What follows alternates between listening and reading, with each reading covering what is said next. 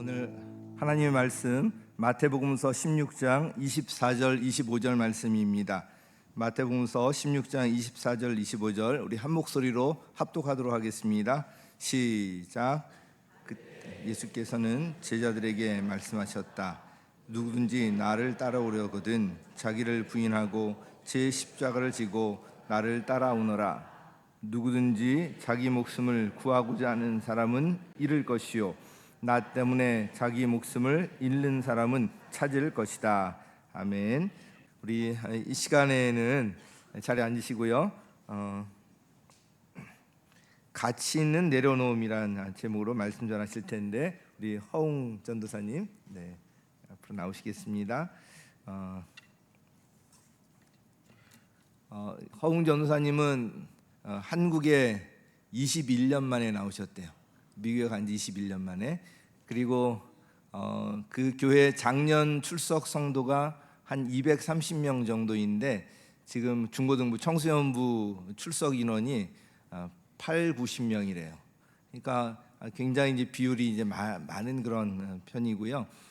이거 외적인 이런 걸 말씀드리려는 것이 아니라 우리 그 전도사님 통해서 정말 그 아직 젊은데 그 주님 앞에 내려놓으면서 우리 설교 제목도 내려놓음인데 이 간증이 너무 참 특별해서 꼭 같이 한번 우리 성도님들 들었으면 좋겠어서 이렇게 모시게 되었는데 우리 전도사님 그 앞으로 나오실 때 큰 박수로 환영했으면 좋겠습니다. 네, 큰 박수로.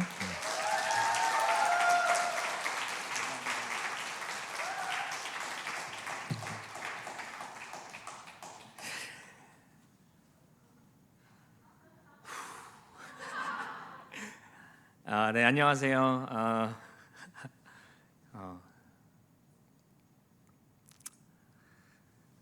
저는 미국 텍사스 어스틴에 있는 정기영 목사님과 정희승 사모님께서 담임 목회를 하고 계신 늘 푸른 교회에서 청소년 사역을 맡고 있는 허웅 에릭 전도사라고 합니다. 우선 만나뵙게 돼서 반갑습니다.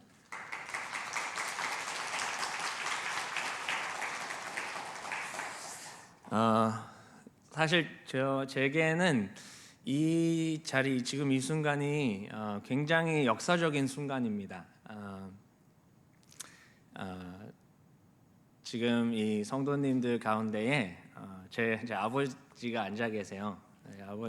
어머님께서 VIP이신데 저와 제가 성인이 된 후로 처음 같은 예배당에 계신 거고 저의 이런 모습을 보신 적이 한 번도 없으십니다. 그래서 사실 지금 이 순간 자체로도 제게는 너무 은혜고 이 예배 순서 가운데에 이미 제가 너무 은혜를 많이 받아서 일단 저는 만족하고 있습니다. 이제 여러분들에게도 하나님께서 동일한 은혜를 주시길 바라는 마음이고 제가 필히 간증을 하면서 제 삶 얘기를 하게 되니 아버지의 얘기가 나올 텐데 부디 제 아버지께서 자리를 잘 끝까지 지켜주시기를 간절히 바라는 마음으로 이 자리에 섰으니 혹시 옆에 앉아 계신 분들은 통로를 좀 막아주시고 누군가 일어났는데 위에 머리가 없으시다, 좀 반짝거리신다, 그럼 제 아버지십니다. 그분을 붙잡아 주셔서 끝까지 예배 함께 드릴 수 있도록 좀 도와주시면 좋겠습니다. 농담이고요. 정말 함께 하나님의 은혜를 같이 경험하기를 소망하는 마음으로 이 자리에 섰습니다. 저는 말씀해 주신 대로 한국에 들어온 게 21년 만입니다.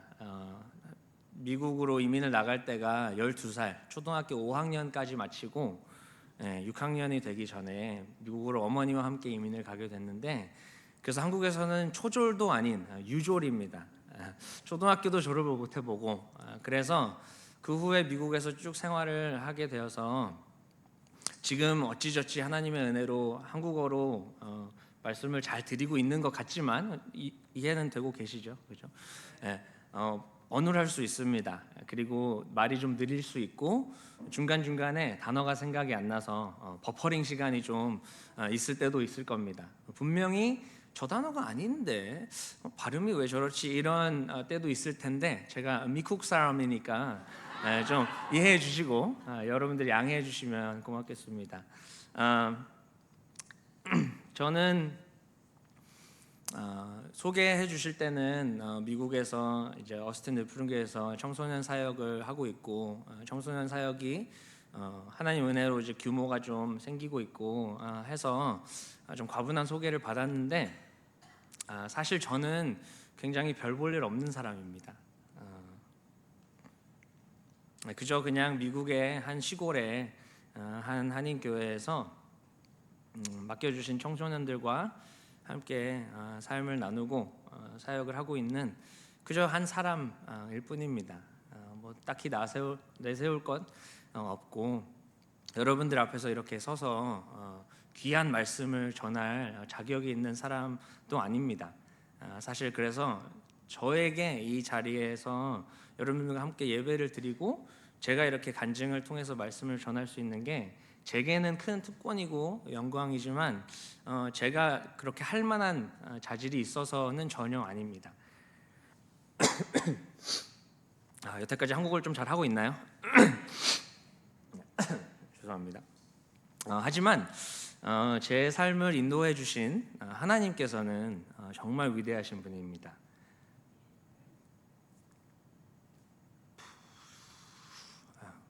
먼지는 없는데, 그죠? 부족한 저를 하나님께서 신실하게 인도해 주셨고 이 자리까지 오게 해 주셨는데, 그래서 여러분들께 제 간증을 통해서 짧게나마 그 신실하시고 위대하신 하나님을 좀 더 전해드렸으면 하는 소망입니다. 그래서 이제 자, 간증을 통해서 말씀을 좀 전해드리고 싶어요. 우선 남기환 목사님과 사모님과 또 몇몇 목자 목장님들께서는 르푸른 교회를 잠시 탐방하셨을 때 저를 좀 뵙고 하셨지만, 대부분 성도님들께서는 제가 누군지 모르기 때문에 웬 생뚱맞은 애가 미국에서 왔다고 지금 여러분들 앞에서 말씀을 전한다고 있기 때문에, 일단 제가 저에 대해서 좀 아시는 게 좋을 것 같아서 간증을 통해서 말씀을 전하려고 합니다. 저는 한국에서 말씀드렸다시피 12살까지 자랐고요. 대부분 지낸 것은 경기도 분당에서 초등학교 시절을 보냈습니다. 그때에 아버지 잘 붙잡고 계시죠? 중간에? 네. 저는 믿지 않는 가정에서 자라서 부모님, 아버지 어머니께서 교회를 다니지 않으셨고 신앙이 있지 않으셨고, 사실 굉장히 강인한 아버지 밑에서 귀한 외동 아들로 자랐습니다. 형 누나도 없고 동생도 없고 저 하나입니다. 저 그 귀한 아들을 강인한 아버지께서 강인하게 키우고 싶어 하셨습니다. 그래서 어릴 때지만 기억이 납니다. 제가 한국 이름이 웅이거든요. 웅아, 너는 강인한 사람이 되어야 한다. 그러면서 하신 말씀 중에 이렇게 종교를 의지하고 특히 교회를 다니고 하는 사람들은 자신이 연약해서 뭔가 의존할 것이 필요하기 때문에 그런 것들을 찾아서 그렇게 모이는 모습들인데, 너는 우리 강한 아들은 강인하게 자라야 한다. 너는 그런 것들에 의존하면 안 된다. 이런 마음을 가지고 저를 그렇게 강하게 키우고 싶어 하신 강인한 분이셨습니다. 그때는 제게 그 아버지가 참 멋졌습니다. 참 멋있는 정말 남자다운 모습이라고 느껴졌고, 그 어린 마음에도 그렇게 자라고 싶었습니다. 그리고 외아들이고 아버지와 어머니와 저만이 가족 구성원이기 때문에 아빠가 없을 때는 아들 너가 엄마를 지켜야 한다. 이 얘기를 어릴 때부터 들어오면서 강인한 그리고 엄마를 책임져야 하는 그런 아들로서의 건장한 아들로서의 모습으로 살아가길 원하셨고, 저도 그렇게 자라고 싶었습니다. 그리고 한국에서 자랄 때에는 초등학생이니까 저는 그때는 아직 학원에 대한 스트레스나 학업에 대한 부담이 많이 있지 않았고 무조건 축구를 했습니다. 점심시간 때도 축구, 학교 끝나자마자 축구, 그러다가 축구가 롤러블레이드로 바뀌고 나중에는 PC방으로 바뀌고, 어쨌든 제 삶은 친구들과 놀 수 있는 만큼 노는 그런 삶이었는데 부족함을 느끼지 못했습니다. 친구들에게는 인기가 많은 친구였고, 게임 잘하고 운동 잘하는 남자 학생이면 사실 그때는 부족함이 없으니까요. 거기다가 얄밉게도 공부도 잘했습니다. 그리고 부모님들의 사랑을 혼자 받고 있어서 무언가를 나눠야 할 형제도 없었고, 저를 때리는 형도 없었고, 그래서 부족함이 없이 사랑을 받고 아이들에게는 인기를 누리며 선생님들을 이뻐하고 좋아해주는 그런 학생으로 자랐습니다. 그런데 어느 날 부모님께서 이민을 가게 됐다고 말씀해 주셨습니다. 그래서 어머니와 제가 12살 때에 5학년을 마치고 미국으로 이민을 오게 됐는데, 그때는 참 싫었습니다. 저는 부족함이 없다고 느껴지는 이 삶에서 익숙하지 않고 준비되지 않은 그 삶을 새로 살아나가야 한다는 것이 어린 나이에도 참 싫었습니다. 하지만 그때는 제 가족의 결정권이 초등학생 5학년에게 있지 않기 때문에 아버지와 어머니의 설득으로 인해 어머니와 미국 휴스턴으로 이민을 가게 됐습니다. 그래서 처음 휴스턴으로 가서 휴스턴에 고모분이 계시는데, 그 고모께서 휴스턴 서울교회를 다니고 있는 저희 가족에서 제가 그때 아는 당시 유일한 크리스찬이셨습니다. 그래서 그 고모의 이끄심을 통해서 미국에서 적응하면서 한국 사회가 너무 그리워서 교회를 처음 찾아간 기억이 납니다. 그래서 제가 처음 다닌 교회가 휴스턴 서울교회입니다. 저는 가정교회 하시는 분들은 아시겠지만 저는 그때 휴스턴 서울교회가 그냥 평범한 동네 교회인 줄 알았습니다. 최영기 목사님은 그냥 누구나 알고 있는 동네 목사님 중에 한 분인 줄 알았고, 교회는 다 목장을 하는 줄 알았습니다.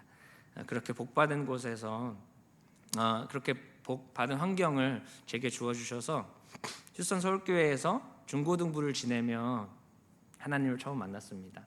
제가 부족함이 없다고 느꼈던 그 삶 가운데에 하나님께서 유스 수련회를 통해서 제 마음의 중심을 보여주셨는데, 제가 생각했던 모든 선한 것들, 제 안에서 모든 제가 잘하고 있다고 생각했던 거를 내면에 제 이기심밖에 없었다는 걸 보여주셨습니다.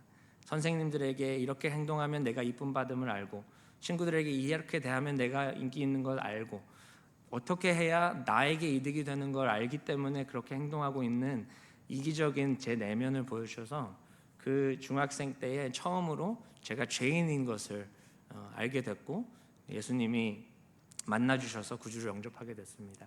그리고 중고등부의 삶은 완전히 뒤바뀌었습니다. 하나님을 모르고 믿는 가정에서 자라지 못했기 때문에 어려서 배우는 성경의 이야기들을 알지 못했고, 그래서 오히려 더 갈망하는 마음이 있었습니다. 그리고 감사하게도 제 청소년 시기 때 믿음의 선배님들, 청소년부를 섬겨주시는 교사님들, 청년 형들, 누나들을 붙여주셔서 그분들의 섬김과 삶의 본을 통해서 그리고 섬기고 계신 청소년 목사님을 통해서 믿음을 키우게 됐고, 말씀을 제가 먹게 됐고, 그렇게 신앙이 자라나게 됐습니다. 여기까지가 이제 제가 중고등부까지 자라온 이야기고요. 사실 이 말씀의 주제가 되는 이야기는 제가 고등학교를 졸업하고 대학을 갈 시기의 이야기입니다. 고등학교를 졸업할 때가 돼서 미국에서 대학 원서를 준비하면서 대학을 선정할 때에 하나님께서 저를 청소년 때 만나 주셨다는 그 감동이 너무 컸고, 제 삶이 완전히 뒤바뀌는 일이었기 때문에 저도 그런 다른 청소년들을 하나님께서 만나 주시도록 그런 돕는 일을 하고 싶다라는 마음이 있었습니다. 그래서 하나님께 여쭤봤어요. 대학 이제 갈 준비를 해야 되니까, 하나님, 저를 이 청소년 사역으로 불러주시는 건가요? 제가 진로를 그렇게 정해야 할까요? 이렇게 참 귀한 마음으로 하나님께 여쭙습니다. 하나님께서 아무 말이 없으셨습니다. 정말 아무 응답을 해주지 않으셨습니다. 저는 이제 진로를 정해야 되고 어쨌든 원서를 넣어야 하는데 하나님께 여쭈고 있는데 하나님께서는 응답해 주지 않으셨습니다. 그래서 그저 제가 가장 편하게 공부한 과목들 위주로 제가 어려웠던 것들은 깊이 하고 그렇게 진로를 정해서 대학을 입학을 하게 됐습니다. 그래서 간 곳이 이제 어스틴 늘 푸른 교회입니다. 어스틴에 가서 그 대학 1년 동안 1년에 1학기를 시작하는 데에 제 마음이 너무 답답했습니다.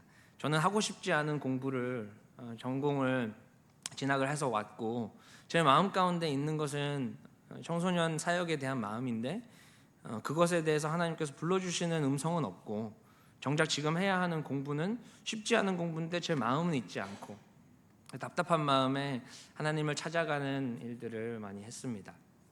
미국의 옥수동도 너무 살기 좋은 곳이고 안전한 곳이라 괜찮을 것 같은데 새벽에 기타 메고 성경 하나 들고 혼자 공원에 찾아가 나가서 아무도 없는 그 밤에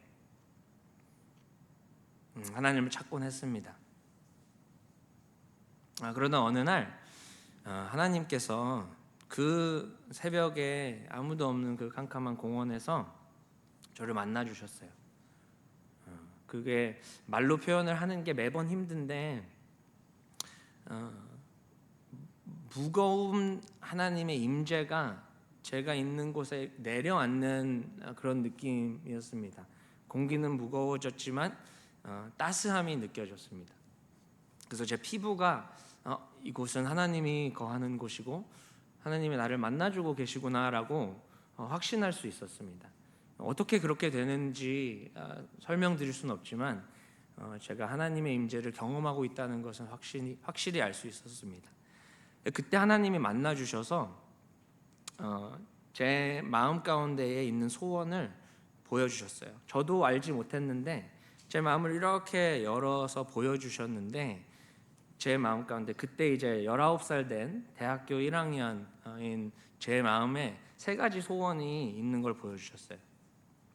그 세 가지 소원 중에 첫 번째가 하나님이 중심된 가정을 빨리 꾸리고 싶은 마음이 있었습니다. 결혼을 일찍 하고 싶었어요.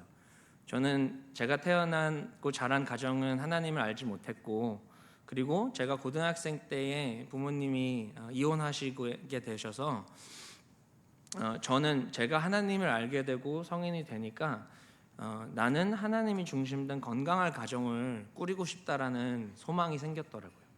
그래서 이 사람 저 사람 만나보는 연애를 하고 싶은 데는 관심이 없었고 빨리 하나님을 아는 자매를 만나서 빨리 이쁜 믿음이 중심된 가정을 꾸리고 싶었습니다. 19살 때 제 마음입니다. 대단하죠? 더 있습니다. 그게 첫 번째 소원이었고 두 번째 제 마음 가운데 하나님 보여주신 게 아까 말씀드렸듯이 청소년 때에 저를 만나주신 그 은혜가 커서 저도 청소년들을 하나님께로 인도하는 그런 사역을 하고 싶다, 그런 삶을 살고 싶다라는 청소년 사역에 대한 소망이 있었습니다.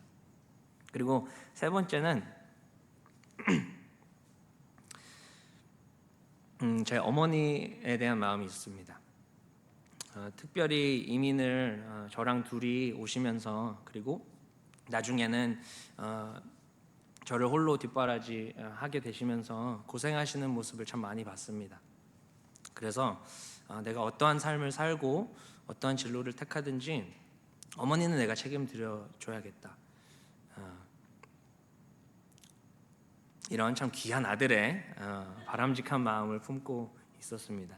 제가 이렇게 내 마음에는 이런 게 있어라고 생각하고 살진 않았지만 하나님께서 그때 만나 주셔서 제 마음을 이렇게 열어서 웅아, 네 마음 가운데 있는 것들을 보렴 이렇게 보여주셨는데 이 세 가지였습니다. 너무 선하고 귀한 것들 아닙니까? 19살 된 대학생 1학년이 미국에서 어딜 가서 이런 청년 나와보라 하십시오. 그래서 저는 그때 하나님께서 그렇게 보여주셨을 때 저를 칭찬하시려고 넌 참 대단하다 하시려고 보여주시는 줄 알았습니다. 하나님께서 그렇게 제 마음의 중심을 보여주시고서는 하시는 말씀이 뭔가 그런데 너 이것들 다 내려놓고 나 하나만으로 만족할 수 있겠니?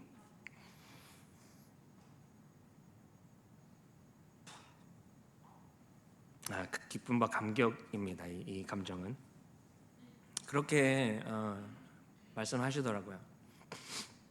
네가 네 마음 가운데 원하는 이 선한 좋은 것들 세 가지를 내가 다 이루어 주지 않더라도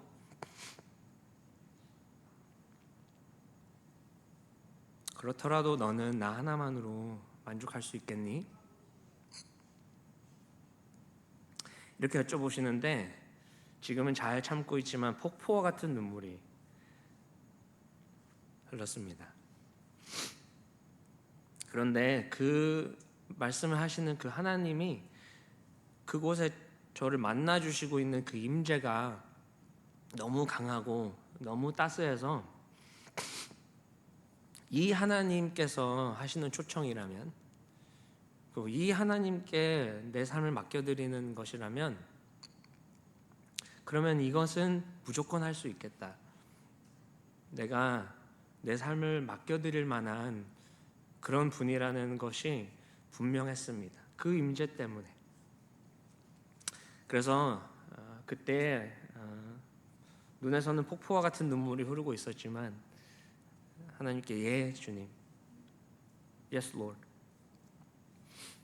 하나님께서 저에게 가정을 허락하지 않으셔서 평생 홀로 살더라도, 그리고 제가 사역의 길을 걷지 않고 죄송합니다. 다른 일들을 하나님께서 시키시더라도, 그리고 저를 키우시느라 고생하신 어머니를 제가 챙겨드리고 모셔드리지 못하는 상황으로 인도하시더라도,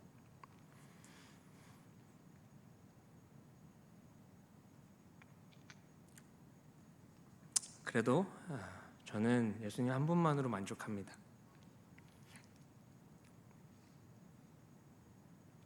이렇게 고백을 드리고 내려놓았습니다. 그리고 이제 그 후에 간증은 다 말씀드리기에는 시간이 촉박하기 때문에 몇 년을 거슬러서 한 4년 정도를 거슬러서 어느 날, 그때는 이제 저는 제 삶 가운데 있었던 세 가지 소망을 하나님께서 내려놓게 하셨으니 이제 뭐 어떻게 살아요? 하나님이 하라는 대로 하는 거죠. 하나님이 가라는 곳을 가고 하나님이 하라는 것을 하고, 제가 달려왔던 것들을 내려놨으니 이제 하나님이 하라는 것들만 하고 그저 미래에 대한 생각이나 계획 없이 한 걸음 한 걸음 그때그때 하나님이 하신 말씀 가지고 따라갔습니다. 그러다가 어느 날 한 4년 정도 후에 하나님께서 웅아 잠깐 멈춰볼래? 하시더니 지금 삶을 한번 되돌아보렴 이러셨어요. 그때 제 나이가 이제 23이 되었는데 그냥 그 후로는 하루하루 하나님께서 그때 주시는 마음으로, 그때 주시는 말씀으로, 그때 보여주시는 것들로 살아왔다고 생각을 했었는데, 그 23살 때 보니 제 옆에는 21살인데 저랑 약혼을 한, 그죠? 대단하죠. 같은 비슷한 가정에 대한 아픔이 있고 예수님을 청소년 때 만난 동일한 마음을 품고 있는 자매가 제 약혼자로 곁에 있었고요. 그리고 그때에는 이미 저희 늘푸른 교회에서 청소년 사역자로, 디렉터라는 명칭으로 저를 청소년부를 맡겨주시는 콜링을 하셔서 이미 2년째 그 사역을 하고 있었고요. 어머니께서는 사실 제가 지금 전도사이잖아요. 이 목회의 길을 걸으면서 어떤 어머니께 부귀영화를 누려드릴 수 있겠습니까? 그런데 어머님께서 미국에서 재혼을 하시게 됐는데 어마어마한 재력을 가진 분과 재혼을 하게 되셔서 제가 아무리 열심히 일구어서 해드리려 해도 해드릴 수 없는 그 수준 이상의 풍부한 것들을 제공할 수 있는 분을 만나서 결혼 생활을 하고 계셨습니다. 그래서 하나님께 모든 걸 내려놓으라고 해서 그 임재 때문에 순종한 그 삶 이후에 몇 년 후에 돌아봤더니 제가 원했던 것들을 제가 생각할 수 없는 상상 그 이상의 방법으로 하나님께서 이미 채워주고 계셨어요. 그리고 지금은 이제 33살이 되었습니다. 지금 제 그때 말한 그 약혼녀와 다행히 결혼을 했고요. 그 아내와 결혼한 지 9년이 지났습니다. 제가 24, 아내가 22일 때 결혼을 해서 9년이 지났고요. 바람직하죠. 어린 나이에. 그리고 이제 4살 된 아들이 있습니다. 정말 그리고 그 4살 된 아들이 식사 기도를 해주고 밤에 자기 전에 자신에서 아픈 사람들을 위해서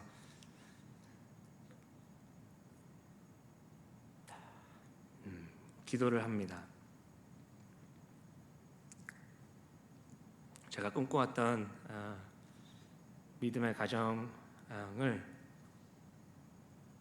실제로 경험하고 있습니다. 그 아들이 사춘기가 지나면 그때는 또 다른 이야기가 될 수 있지만 그때는 그때 하나님의 은혜를 구하겠습니다.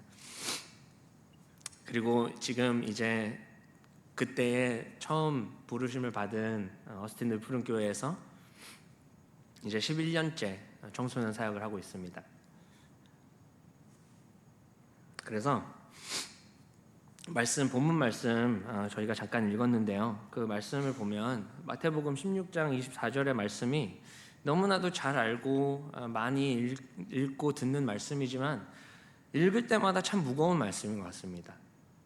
참 가벼운 말씀이 아니죠. 잠깐 함께 보면 마태복음 16장 24절 말씀에 한번 보여줄 수 있을까요? 네. 그때 예수께서는 제자들에게 말씀하셨다. 누구든지 나를 따라오려거든 자기를 부인하고 십자가를 지고 나를 따라오너라. 죽으라는 말씀이거든요. 이게 참 한없이 무겁고 부담이 되는 이 말씀이 내려놓고 지나서 하나님께서 인도하신 것을 봤을 때에는 오히려 제게 가장 가치 있는 내려놓음이 되었더라고요. 그래서 이 다음 구절에 25절 말씀이 이해가 되더라고요. 그렇게 부인하라고 하신 말씀 후에 예수님께서 누구든지 자기 목숨을 구하고자 하는 사람은 잃을 것이요 나 때문에 자기 목숨을 잃는 사람은 찾을 것이다 하셨습니다. 그래서 하나님께서 초청을 하시고 무언가를 내려놓으라고 하실 때에는 그것이 선하고 좋아 보이고 내가 나름 하나님을 위해서 갖고 있는 마음에 품고 있는 것이라 할지라도 하나님께서 내려놓으라는 초청이 있을 때에는 그것이 내가 억지로 힘들지만 어쩔 수 없이 하는 그런 결단이 아니라 사실 하나님의 그 관점에서 보면 저희가 할 수 있는 가장 가치 있는 선택인 것 같습니다. 마태복음 13장에서는 예수님께서 이렇게 표현을 하셨어요. 하늘나라에 대해서 함께 볼 수 있을까요?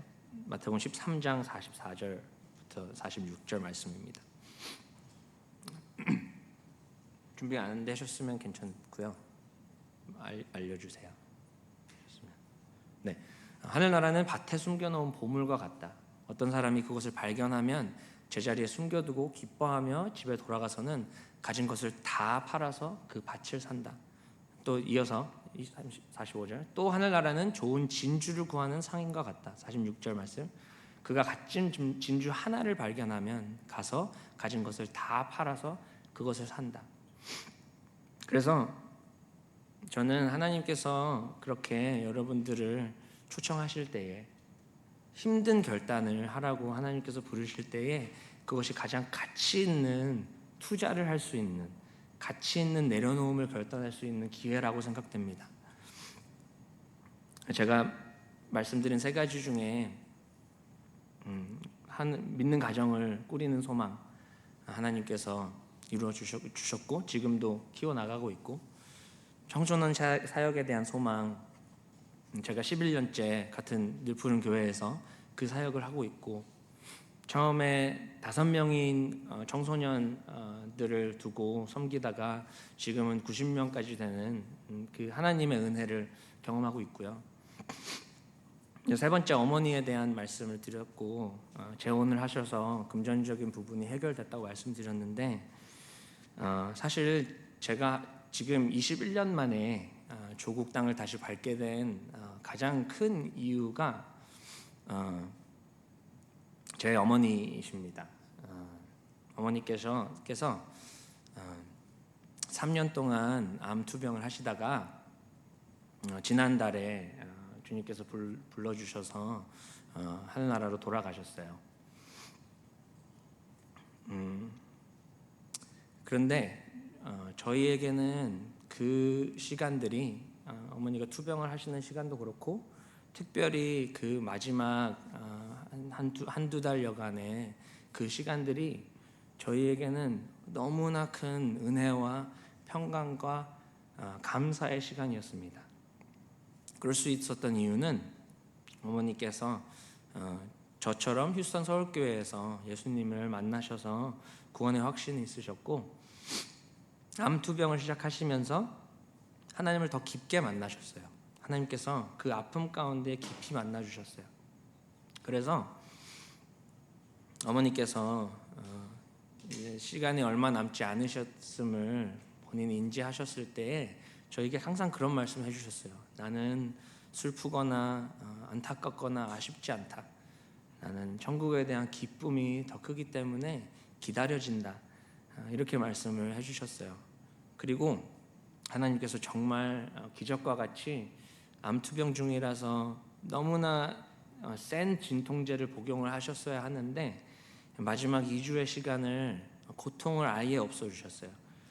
그리고 저희 부부가 저희 집에서 요양을 해드리면서 어머니를 모실 수 있게 해주셨고 그래서 어머니가 저희 집에서 아들과 며느리와 손주와 함께 고통 없이 평안한 마지막 추억을 쌓는 시간들을 보내시다가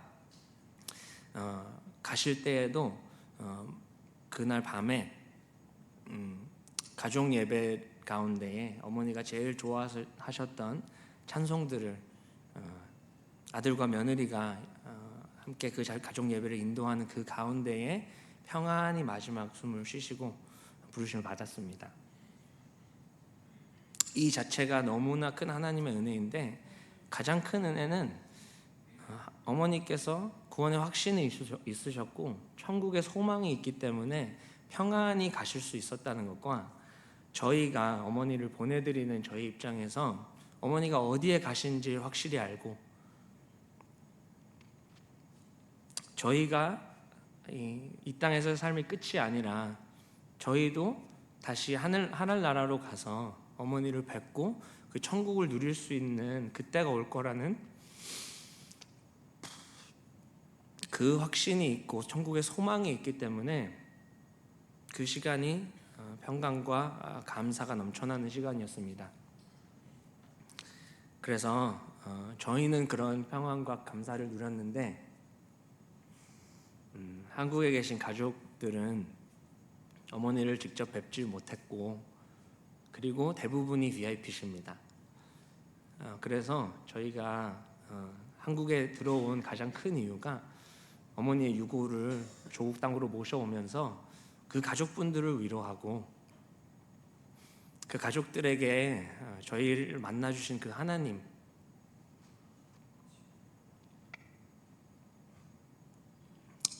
그 하나님을 전해서 함께 구원의 확신을 갖고 천국의 소망을 품고 이 남은 생을 살아갈 수 있도록 그 바람을 가지고 21년 만에 조국 땅을 밟았습니다. 그래서 하나님께서 초청하신 이 삶에 우리가 드리는 그 순종과 내려놓음이 제 경험에서는 우선 제일 가치 있어요. 왜냐하면 저희가 내려올 때 하나님께서 더 좋은 것으로 주세요. 하지만 그것보다 더 가장 중요한 것은 저희가 내려놓고 이 땅에서의 그 보상을 받지 못하더라도 우리는 세상에서 알 수 없는 영생에 대한 확신이 있고 이 땅에서의 삶이 끝이 아닌 것을 언젠가 우리는 하나님의 품으로 돌아갈 것이고 거기서 기쁨과 안식을 함께 누릴 것을 알고 있다라는 것 그것 하나만으로도 주님께 삶을 내려놓고 내어드리는 충분한 가치가 있는 그런 결정이라고 생각이 됩니다.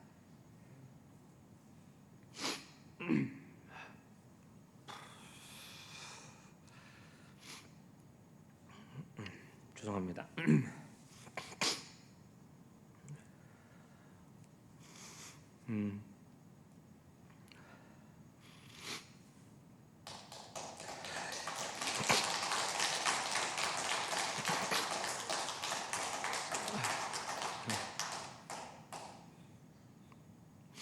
여러분 한 사람 한 사람은 참 행복하실 것 같아요. 이 옥수교회라는 행복하고 건강한 공동체에서 신앙생활을 하실 수 있고, 여기서 하나님을 함께 알아가고 하늘 가정을 꾸려가고 천국에 대한 소망을 함께 품게 되셔서 너무 행복한 신앙생활을 하고 계실 것이 방문자인 저희 입장에서는 잘 보입니다. 원래 매주 있으면 안 보일 수도 있어요. 하지만 저희의 눈에는 너무 행복해 보이고 너무 건강하고 좋은 교회에 계신 여러분들이 참 복받았다고 생각이 됩니다. 제가 그 어머니 시간을 보낼 때 평강과 기쁨과 감사의 시간이 넘쳤다고 했잖아요. 그래서 사실 지금이 제일 이렇게 울상이고, 그 시간에 어머니를 보내고 천국 환송 예배를 준비하고 예배를 드리는 그 모든 시간이 사실은 잔치 같았어요. 교회 식구들을 초청해서 함께 찬양을 부르고 음식을 나누고 어머니가 그렸던 그림들을 전시하고 그분 오신 분들에게 하나씩 나눠드리고 너무 기쁨과 감사의 시간이었는데, 그러다가 가슴이 미어지게 아픈 순간들이 있었는데, 저에게는 그게 어떤 순간들이었냐면은 어머니에 대한 생각이 들 때가 아니었습니다. 이렇게 누구나 사람은 죽음을 대면하게 되는데, 본인의 죽음도 그리고 사랑하는 식구들, 친구들, 지인들의 죽음을 누구나 직면하게 되는데, 저희는 그 죽음 넘어서의 영생을 알기 때문에 이렇게 감사하고 평안하고 기쁠 수 있는데, 그걸 모르고 이 땅을 살아가는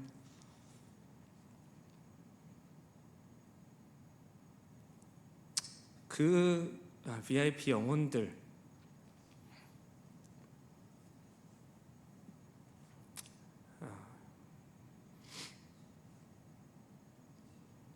하나님을 모르는 그 사람들을 생각할 때에 그 긍휼한 마음, 그 안타까운 마음에 그때의 눈물이 나오더라고요. 우리는 하나님께서 신학교를 회복하고 하나님께서 꿈꾸고자 하신 그 교회를 세워가는, 그래서 영혼권에서 제자 삼는 그런 소망을 품고 달려가시는 가정교회를 하는 이 건강한 옥수교회로 하나님께서 한 사람 한 사람 불러주셨는데, 오늘 말씀을 통해서 그리고 제 부족한 간증을 통해서 그 천국에 대한 소망을 가지고, 그리고 그것을 모르는 VIP를 향한 긍휼한 마음을 가지고 하나님 나라를 열심히 함께 잘 세워가는 여러분들 되시고 제가 되기를 간절한 마음으로 바랍니다. 제가 박수 쳐주세요. 그러면 차라리 이걸 제가 짧게 기도하도록 하겠습니다.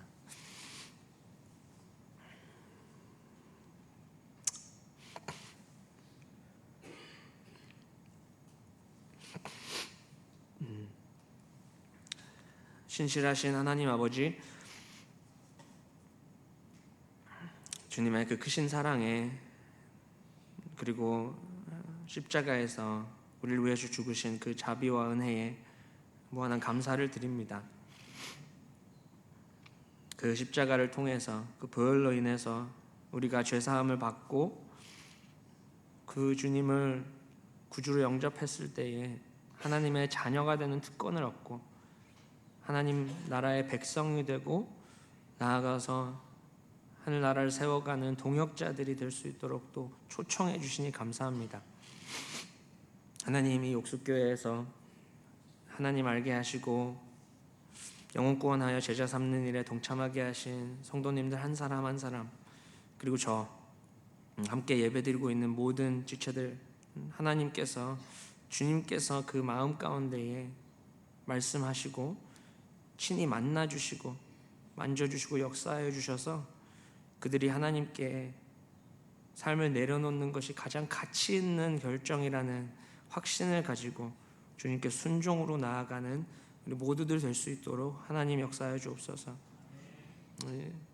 오늘 함께 예배드릴 수 있고 이 귀한 분들과의 만남을 가질 수 있는 특권 주심에 감사드리고 모든 영광 주님께만 올려드립니다. 감사드리며 예수님 이름으로 기도했습니다. 네.